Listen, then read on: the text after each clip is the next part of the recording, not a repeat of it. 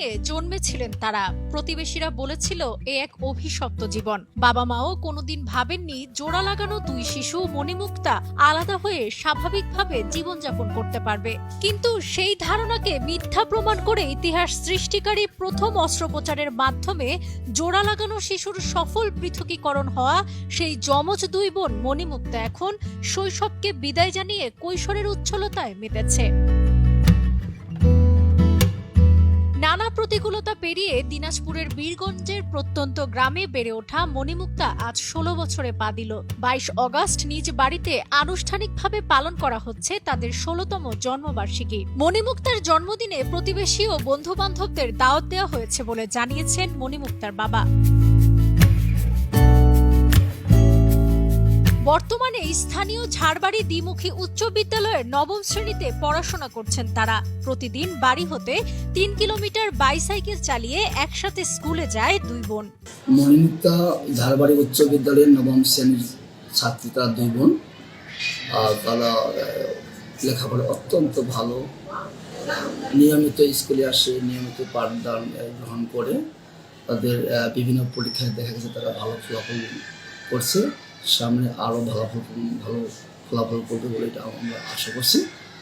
আর তাদের আচরণ অত্যন্ত মনোমুগ্ধকর, তারা খুব ভালো, খুব জেন্টেল, অত্যন্ত ভদ্র। তাদের আচরণ ভালো, তাদের কথাবার্তা ভালো। আর স্কুল থেকে মোটামুটি শিশুটা পায় তারা।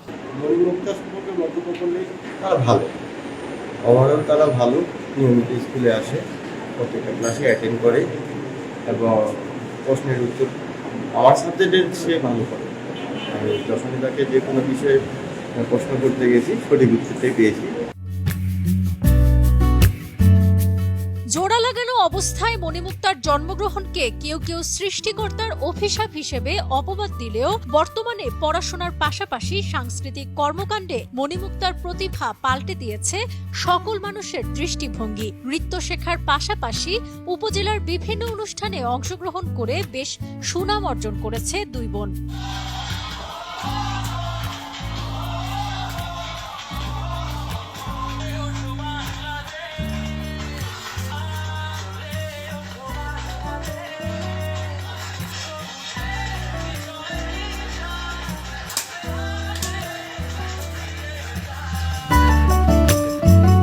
ভবিষ্যতে চিকিৎসক হয়ে মানুষের সেবা করার অভিপ্রায়ের কথা পুনর্ব্যক্ত করেন মণি ও মুক্তা।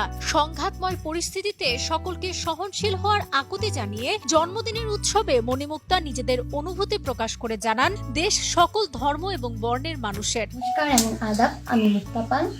তো এবারের জন্মদিনটা আমরা ঘরোয়াভাবে কাটাতে চাই। আমরা বড় হয়ে দুজন চিকিৎসক হতে চাই এবং মানুষের সেবায় লাগতে চাই। নমস্কার এবং আদাব, আমার নাম মনিরুল পাল। আমি বড় হয়ে একজন ডাক্তার হতে চাই। আমি এখন 9ম শ্রেণীর ছাত্রী। এবার আমাদের জন্মদিন উপলক্ষে আমরা ঘরোয়াভাবে পালন করার চেষ্টা করব। শিক্ষক, বন্ধু-বান্ধব এবং পরিবার সহ সবাই মিলে এই দিনটা ভালোভাবে আমরা কাটাতে চাই। মণিমুক্তার বাবা জয়প্রকাশ পাল জানান, সংসারে টানাপোড়েন থাকলেও মণিমুক্তার জন্মদিন পালনে কোনো কিছুর কমতি থাকে না। অল্প অল্প করে টাকা জমিয়ে রাখা হয় জন্মদিন পালন করার জন্য। মণিমুক্তা এখন ক্লাস 9-এ পড়ে, কিছু এই 25 সালে ক্লাস 10-এ উঠবে।